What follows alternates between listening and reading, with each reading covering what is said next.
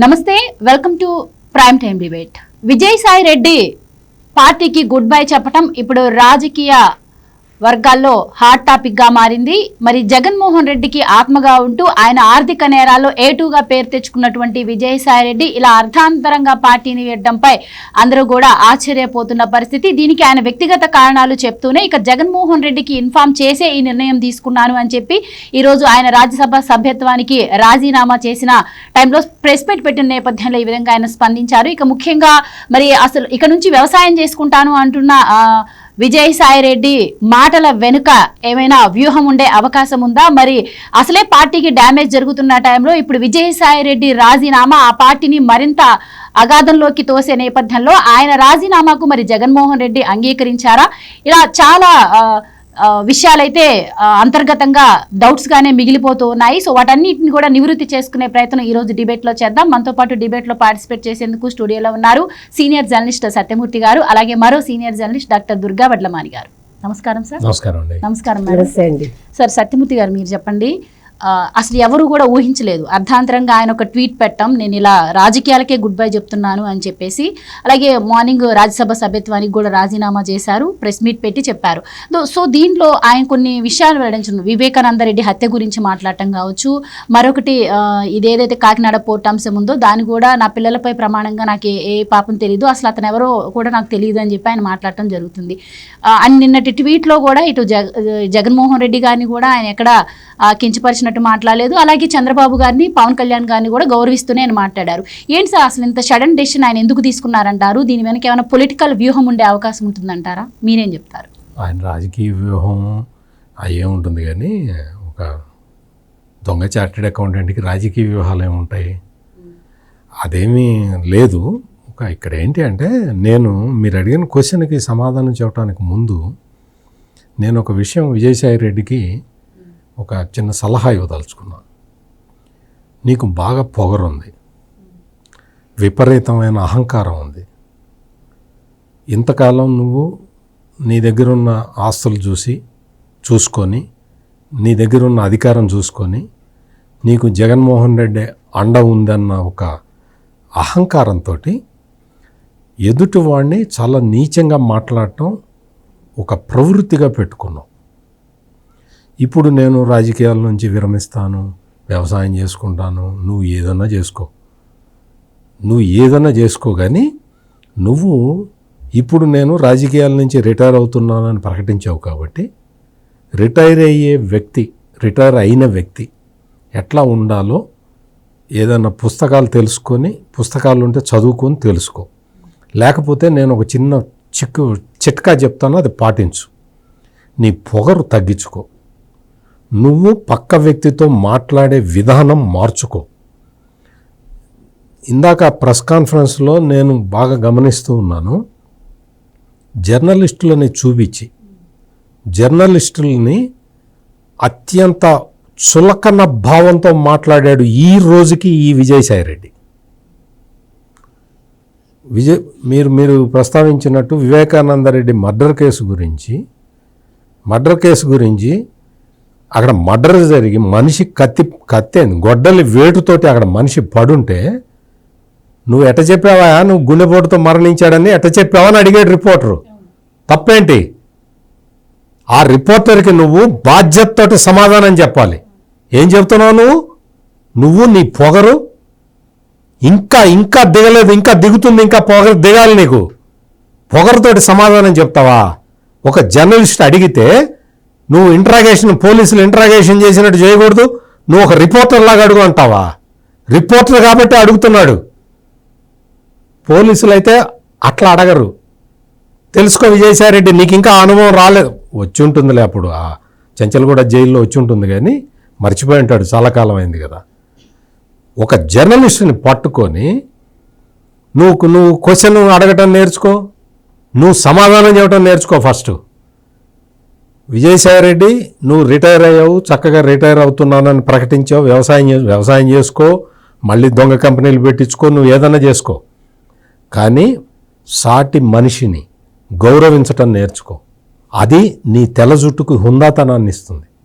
అంతే తప్ప నువ్వు ఒక మంచి డ్రెస్ వేసుకొని నువ్వు వచ్చి కెమెరా ముందర మాట్లాడితే నీకు గౌరవం రాదు.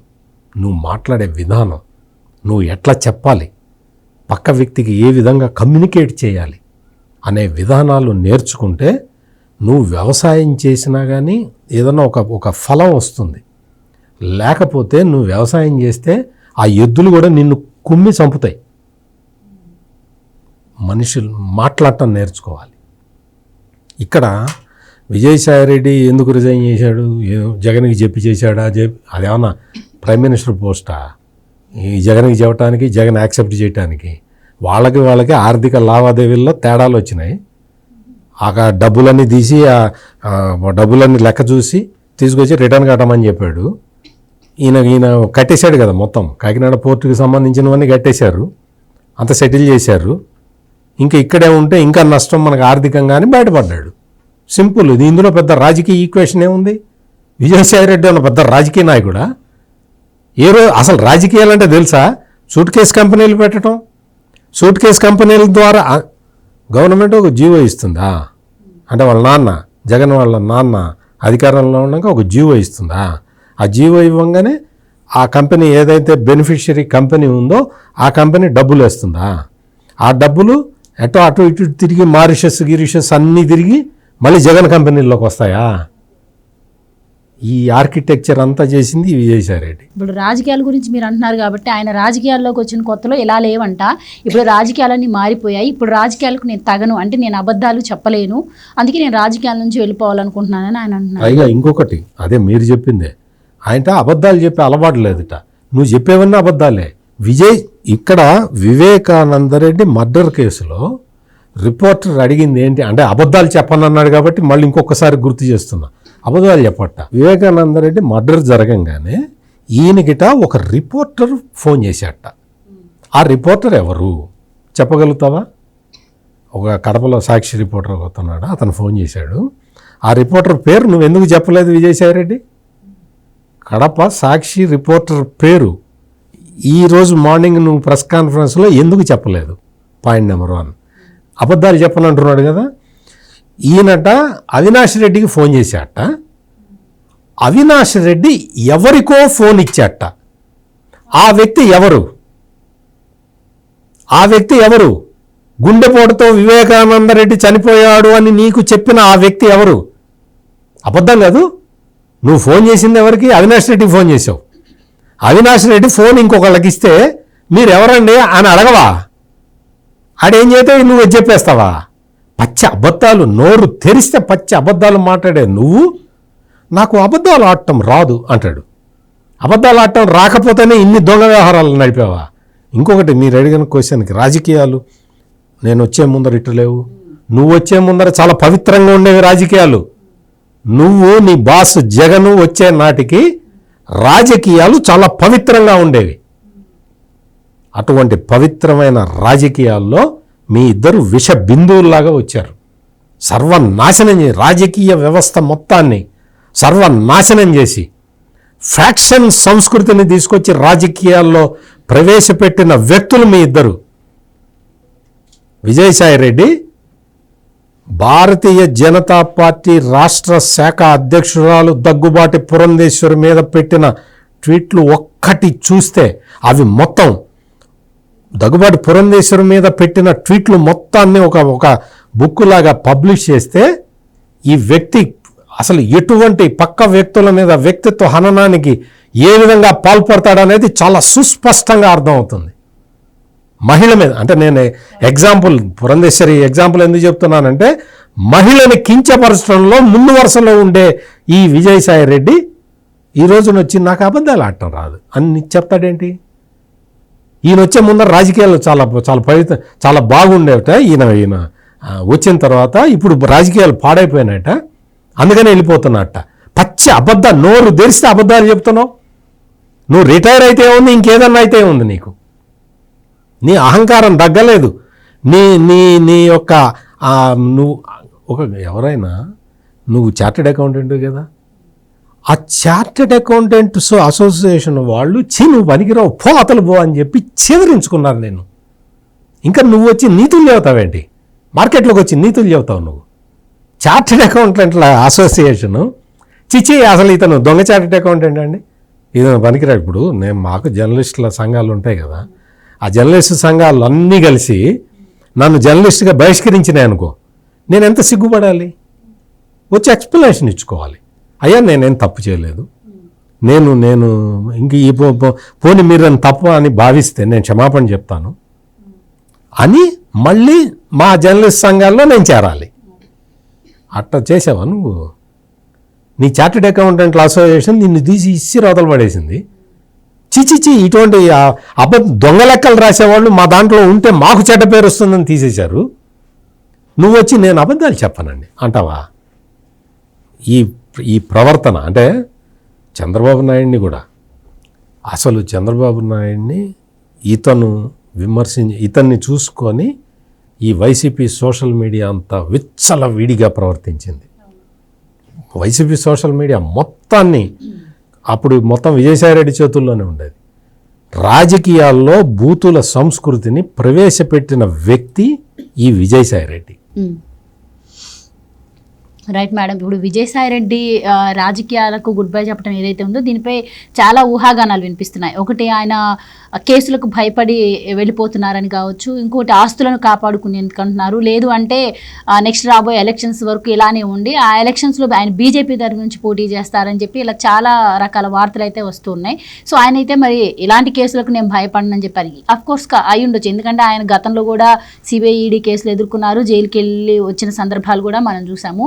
సో మరి ఏ ఉద్దేశంతో ఆయన రాజీనామా చేసే అవకాశం ఉంది? మీ అభిప్రాయం చెప్పండి. ఇప్పుడు మొన్ననే కదండి నన్ను అరెస్ట్ చేసుకోండి అన్నాడు. ఒక వారం అయిందో ఇంతైందో, మళ్ళీ ఇప్పుడు సడన్గా ఇవాళ రాజీనామా అన్నాడు. అయితే ఇక్కడ మీరు ఇంకొక పాయింట్ ఏంటంటే పార్టీ ప్రాథమిక సభ్యత్వానికి రాజీనామా చేయలేదు. మరి నేను రాజకీయాల నుంచి తప్పుకుంటున్నాను అన్నవాడు అది చెయ్యాలి, అది కూడా చేస్తానని చెప్పారు. ఇంకా చేయలేదు, అది నేను అనేది ముందు అది చేసేయాలిగా. సరే వాళ్ళ రాజ్యసభకి ఆయన రాజీనామా చేశారు. ఇక్కడ రెండు రకాలండి. ఒకటి జగన్మోహన్ రెడ్డి తోటి లెక్కలు తేడా, రెండు ఇంకొకటి ఏమైందంటే చెవిరెడ్డి భాస్కర్ రెడ్డికి ఐపాక్ అంతా కూడా అప్పచెప్పాడు. ఎవరు? జగన్మోహన్ రెడ్డి. ఈ చెవిరెడ్డికి అప్పచెప్తే చెవిరెడ్డి ఇప్పుడు ఈయనకి నెత్తి మీద కూర్చున్నాడు.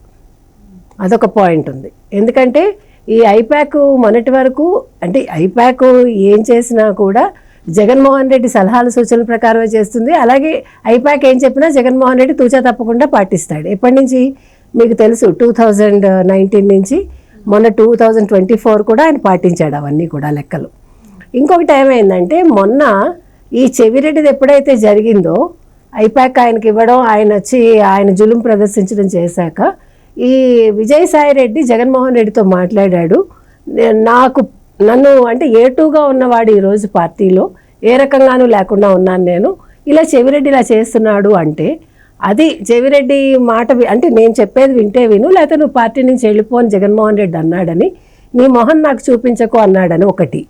రెండు, ఈ కాకినాడ సెజ్ కావచ్చు, విశాఖపట్నం ఆర్కే బీచ్ నుంచి భీమిల్ వరకు శాంతి ద్వారా ఆయన ఏదైతే భూములు సంపాదించుకున్నాడో దేవాదాయ శాఖ ద్వారా, సో వాటిలో లెక్కలు తేడా వచ్చిందని ఇదొక పాయింట్ ఉంది.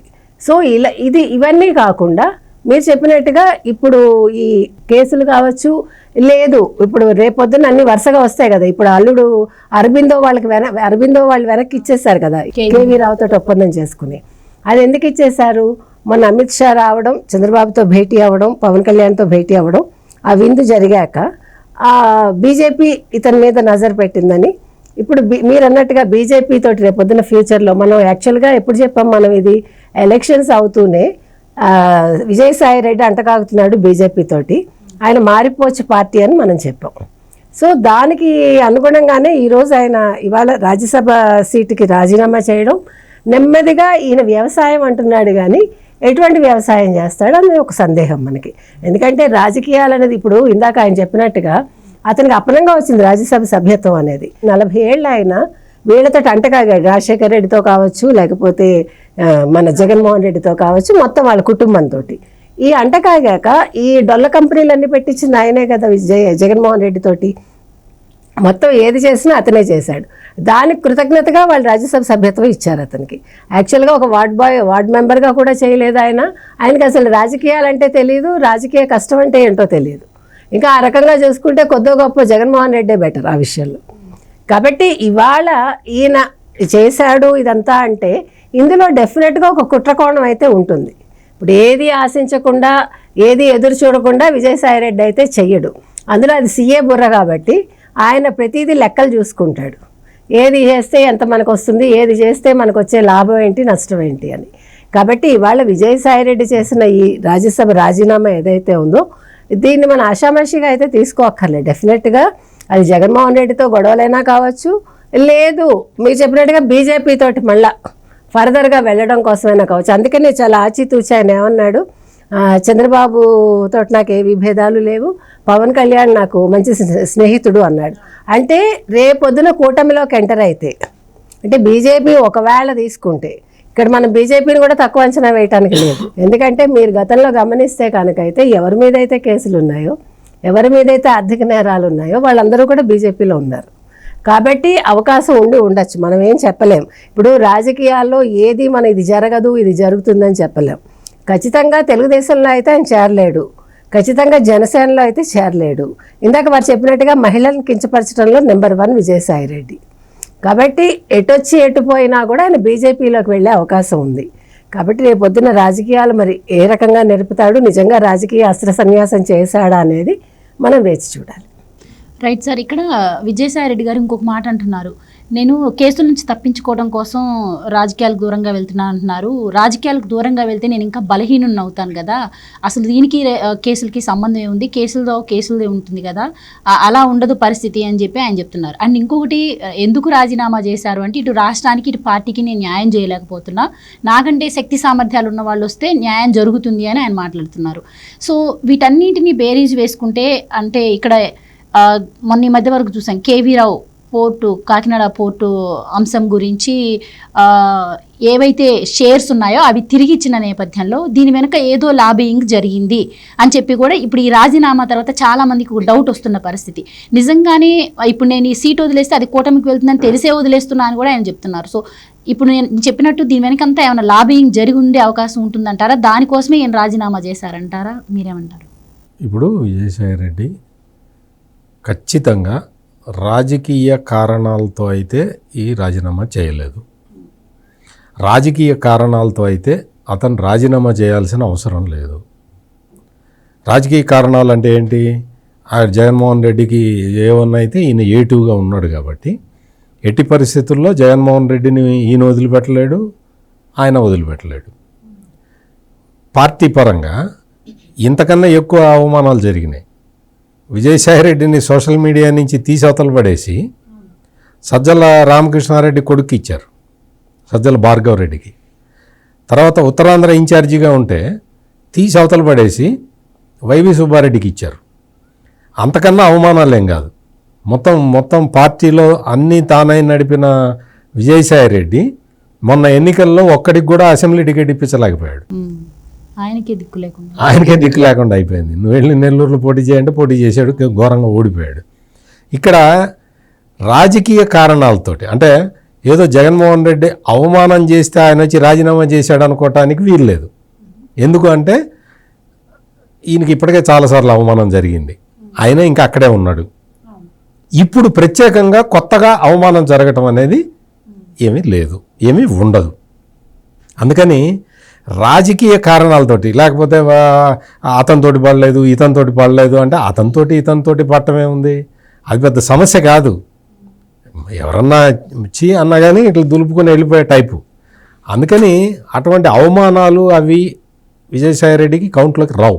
ఇక్కడ ప్రధానంగా ఏంటి అంటే ఆర్థిక సంబంధమైన విషయాలు, వాటాలు ఎంత ఇదైంది, నా అధికారాన్ని అడ్డం పెట్టుకొని మీరందరూ దోచుకున్నారు, మీ వల్ల నాకు చెడ్డ పేరు వచ్చింది అని ఈ తరహా డిస్కషన్ ఏదన్నా జరిగి ఉండాలి. జరగటం వల్ల కొంత డబ్బులు వెనక్కి ఇవ్వాల్సి వచ్చి ఉంటుంది.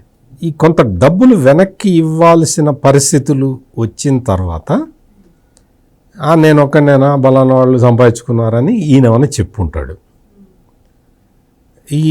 అంటే ఇవన్నీ నువ్వు ఉన్నావా, అప్పుడు వాళ్ళు వైసీపీ వాళ్ళకి ఒక అలవాటు ఏంటంటే, నువ్వు ఉన్నావా అక్కడ, నువ్వు సోఫా కింద దూరి విన్నావా, నీకెట్ట తెలుసు అంటారు. ఒక జర్నలిస్ట్గా ఒక అసెస్మెంట్ ఉంటుంది, కొంత సమాచారం ఉంటుంది కాబట్టి నేను చెప్పగలుగుతున్నాను. ఇక్కడ ఆ తరహా ఎకనామిక్ దీంట్లో అంటే ఈ ఆర్థిక లావాదేవీలకి సంబంధించి జగన్మోహన్ రెడ్డి అండ్ ఫ్యామిలీ చాలా కరుకుగా ఉంటారు, కటువుగా ఉంటారు. వాళ్ళకి ఒక్క పైసా రావాల్సి ఉండి రాకపోతే ఎదుటివాడిని ఎట్లయినా సరే వీళ్ళ డబ్బులు వీళ్ళు వసూలు చేసుకుంటారు. అంత చాలా పకడ్బందీ వ్యవస్థ ఉంటుంది. అందుకనే ఇక్కడ ఈ డబ్బుల వ్యవహారంలోనే తగాదా వచ్చి ఉండాలి. అంతకు మించి వేరే కారణం నాకైతే కనపట్టల్లా. అవమానం జరిగింది అంటే అవమానం వైసీపీలో ఈయనకి ఎప్పటి నుంచో జరుగుతున్నది, ఎప్పుడో బయటికి రావాలి, బయటికి రాలే, అక్కడే ఉన్నాడు, మొత్తం అంతా ఇంకా చేస్తూనే ఉన్నాడు. అందుకని అవమానం, రాజకీయ అవమానం కారణం కాదు. పాయింట్ నెంబర్ 2, చంద్రబాబు నాయుడికి నాకు వ్యక్తిగత ఇది లేదు, పవన్ కళ్యాణ్ నాకు స్నేహితుడు, నాకు నరేంద్ర మోడీ అమిత్ షాలు వాళ్ళంటే వాళ్ళకి అంతా చాలా గౌరవం ఉంది, అది ఇది అని చెప్పి ఈ కబుర్లు ఆయన రాజీనామా చేయబోయే ముందర ట్వీట్లో అన్నీ రాశాడు. అంటే దాని అర్థం ఏంటి అంటే ఇక్కడ మొత్తం నాకు చంద్రబాబు నాయుడుతో నాకు బాగానే ఉన్నాయి సంబంధాలు, జగన్కి బాగలేవు. పవన్ కళ్యాణ్ నాకు మిత్రుడే, జగన్కి కాదు.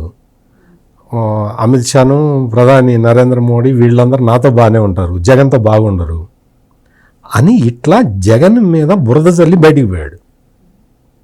జగన్ మీద ఒక మామూలుగా అందరూ తెలుగుదేశం, బీజేపీ, జనసేన వాళ్ళు చెంచాలతో బురదేస్తే విజయసాయి రెడ్డి ఒక పెద్ద తట్టతోటి బురద నెత్తిన పోసిపోయాడు జగన్మోహన్ రెడ్డి నెత్తిన. అంటే ఈయన ఉద్దేశం ఏంటి, మొత్తం అంతా కూడా జగన్మోహన్ రెడ్డికి వీళ్ళంటే పడదు, నాకేం పర్వాలేదు, నేను ఎవరితో అయినా అడ్జస్ట్ అవుతాను అన్న ఫీల్ ఇవ్వటానికి, అన్న సెన్స్ ఇవ్వటానికి. అంటే రాజుగారి పెద్ద భార్య మంచిది అంటే ఇంక చిన్న భార్య గురించి రకరకాలుగా చెప్పుకుంటారు కదా, ఆ టైపులో ట్వీట్లో మ్యాటర్ అట్లా పెట్టాడు.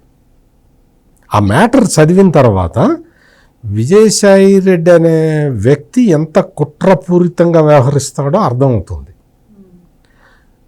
ఇప్పుడు నేను రాజకీయాల నుంచి విరమిస్తున్నాను అని చెప్పావు, అంతటితోటి ఆగి ఉంటే విజయసాయి రెడ్డి గురించి మనం అసలు ఇంత మాట్లాడుకోవాల్సిన అవసరం లేదు, అస్సలు అవసరం లేదు. నేను వ్యవసాయం చేసుకుంటా అన్నాడు, చూసావా? ఏం వ్యవసాయం చేస్తావు చెప్పు, ఏ వ్యవసాయం చేస్తావు, ఏం పండిస్తావు, నీకు ఏమొచ్చు? నువ్వు నేను వ్యవసాయం చేస్తా, ఏం వ్యవసాయం చేస్తావు? నువ్వే అరగదున్నుతావా? నువ్వేం చేస్తావు? ఏమి చేయగలవు నువ్వు వ్యవసాయం? సెటర్లు వేస్తున్నారు సార్, పొలిటికల్ వ్యవసాయం చేస్తారేమో అని చెప్పి. అరగదున్నడం అంటే ఏంటో అడుగుతాడు. అరగదున్నడం అంటే ఏంటి అని అడుగుతాడు. ఇందాక చెప్పా కదా, ఈయన వ్యవసాయం చేయడం మొదలు పెడితే ఎద్దులు కూడా వెనక్కి తిరిగి కుమ్ముతాయి. నువ్వేందిరా ఇంత కుట్రపూరితంగా ఉన్నావు, నువ్వేం వ్యవసాయం చేస్తావురా అని చెప్పి ఎద్దులు ఎదురు తిరిగి కుమ్ముతాయి, వెనక్కి తిరిగి కుమ్ముతాయి. అంటే విజయసాయి రెడ్డి ఆ ట్వీట్లోనే చాలా దారుణమైన విషయాలు చెప్పాడు. ఇంకొకటి ఏంటి అంటే, నువ్వు పార్టీ అధ్యక్షుడు జగన్మోహన్ రెడ్డి నాకు అవకాశాలు కల్పించాడు. జగన్మోహన్ రెడ్డి కాకపోతే వాళ్ళ నాన్న కల్పించాడు, వాళ్ళ నాన్న కాకపోతే వాళ్ళ తాత కనిపించాడు, ఏదో చెప్పుకో. భారతిరెడ్డి పేరు ఎందుకు రాశావు? భారతిరెడ్డి పేరు నువ్వు రాశావు అంటేనే నీకు తగాదా వచ్చిందే ఆమెతో అని నీకు స్పష్టంగా నువ్వే చెప్తున్నావు. అంటే నీకు తగాదా వచ్చింది భారతిరెడ్డితోనా? భారతిరెడ్డితోటి ఏం తగాదా వస్తుంది? ఆర్థిక లావాదేవీల్లో నీకు తగాదా వచ్చి ఉండాలి, లేకపోతే ఆమె ఏంటి, ఆమె మరి పాలిటీషియన్ కాదు కదా, ఆమె వైసీపీలోకి వచ్చి ఏమైనా చేస్తున్నదా? చేయట్లేదు కదా. భారతిరెడ్డి చూసేది ఆర్థికపరమైన వ్యవహారాలు. నువ్వు భారతిరెడ్డి గారు నాకు చాలా ఎంకరేజ్ చేశారని నువ్వు ఆమె పేరుని తీసుకురావటమే నువ్వు ఆమెని బదనాం చేయటానికి నువ్వు నిర్ణయించుకున్నావు. అంటే అతను ట్వీట్ రాసేటప్పుడే భవిష్యత్తు ప్రణాళిక రచించుకున్నాడు. ఇప్పుడు నేను వ్యవసాయం చేసుకుంటా, నువ్వు వ్యవసాయం చేసుకో, నువ్వు లేకపోతే నువ్వు డ్రైనేజీలు క్లీన్ చేసుకో. ఎవడికి పట్టింది? ఎవడికి అవసరం ఉంది? ఎవడు చూస్తాడు నిన్ను?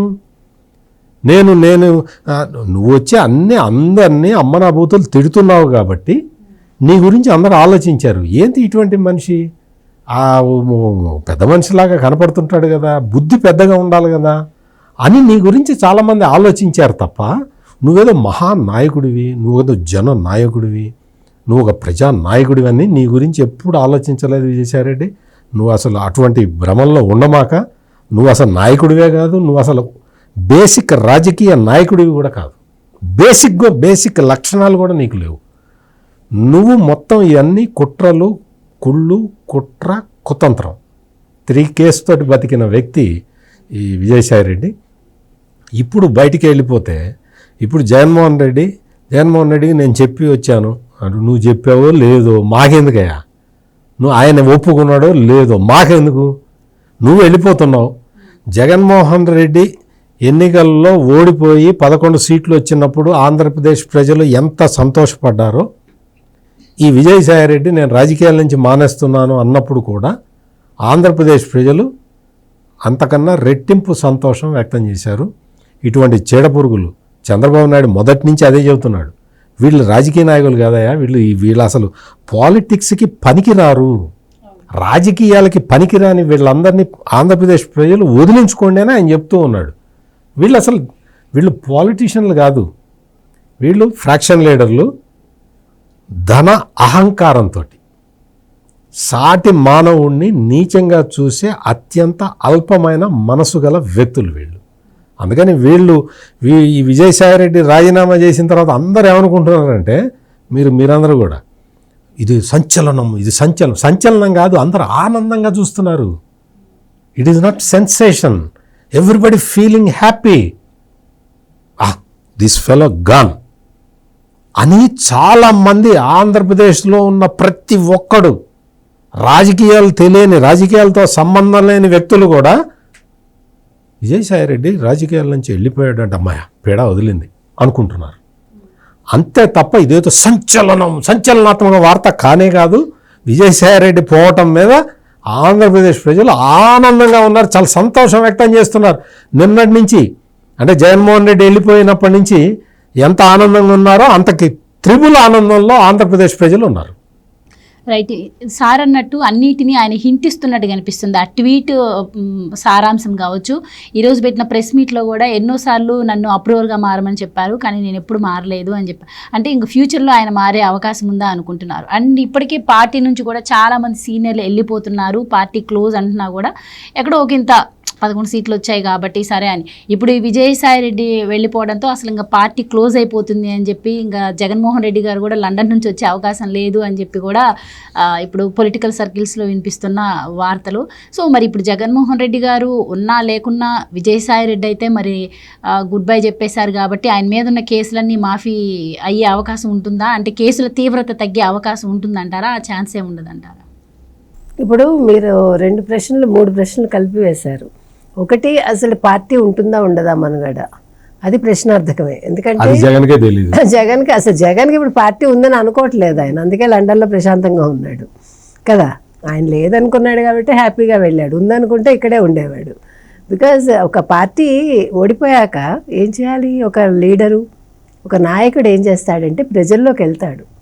ఇప్పుడు చంద్రబాబు నాయుడు గారు తెలుగుదేశం ఓడిపోవడానికి 1,00,000 కారణాలు ఉన్నాయి. చంద్రబాబు నాయుడు గారి చేతకంతనం కాదు, ప్రజలు ఏదో ఒకసారి ఒక ఛాన్స్ అన్నాడు కాబట్టి ఇచ్చారు కాబట్టి ఓకే జగన్మోహన్ రెడ్డి వచ్చాడు. జగన్మోహన్ రెడ్డి రావడానికి ఓ తల్లి చెల్లి ఆయనకి ఓ 16 నెలల జైలు శిక్ష, తర్వాత నారాసు రక్త చరిత్ర, బాబాయ్ హత్య, ఇన్ని తోడ్పడ్డాయి, సింగిల్గా రాలేదు.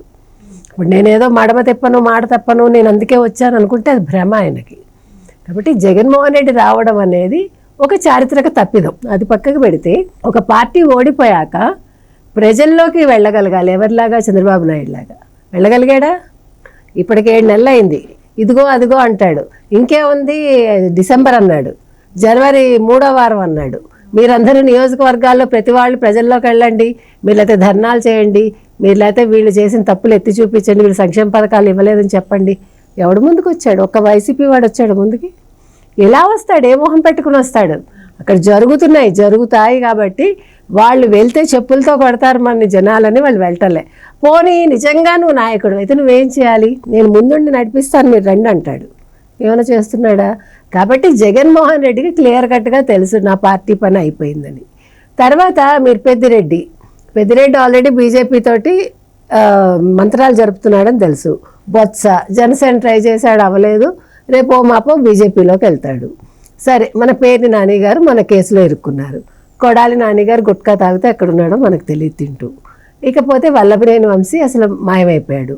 అనిల్ కుమార్ యాదవ్ మెడ్రాస్లోనూ హైదరాబాద్లోనూ బిజినెస్లు చూసుకుంటున్నాడు. ఇంకెవరున్నారు చెప్పండి? రోజా గారు ఇంకెక్కడికి వెళ్ళడానికి దిక్కులేక అప్పుడప్పుడు అరుస్తూ ఉంటుంది ఆవిడ.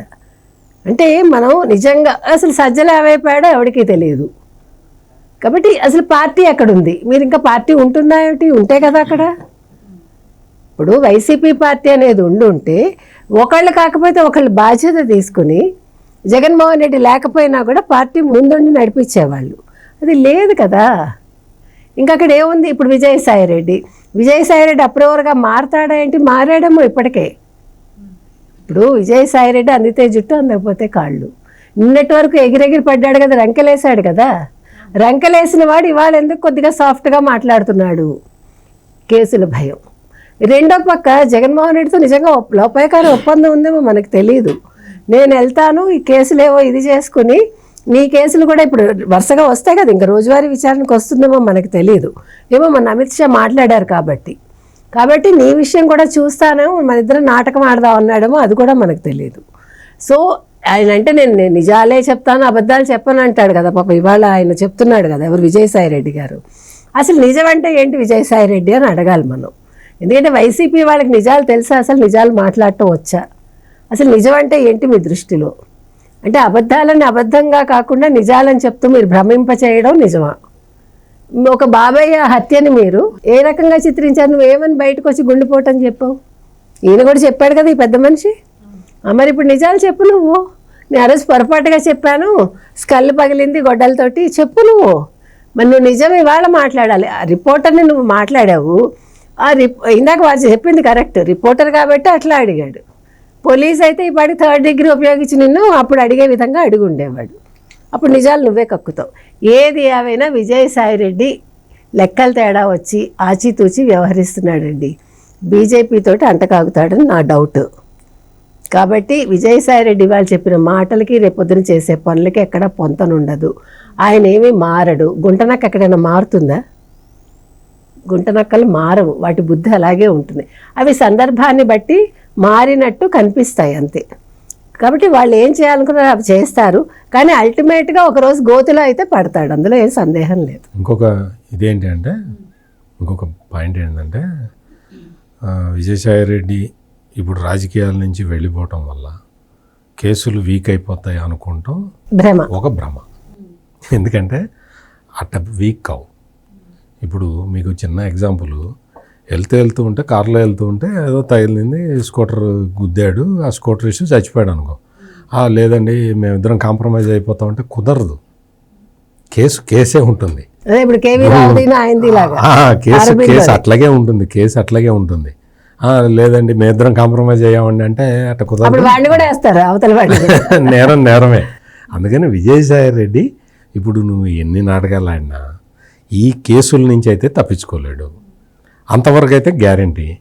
ఇప్పుడు ఇంకొచ్చా మనం జాగ్రత్తగా ఆలోచించాల్సిన విషయం ఏంటంటే, ఇది ఏదో దర్యాప్తు సంస్థలను అక్కడ ఇక్కడ మేనేజ్ చేసుకుంటూ వీళ్ళు బతుకుతున్నారు తప్ప ఇందులో పొలిటికల్గా చేసేది ఏమి ఉండదు. పెద్దగా ఇంటర్ఫియరెన్సు ఉండటానికి ఆస్కారం లేదు. చెప్పినా ఎవరికి చెప్తారు, ఏం చెప్తారు?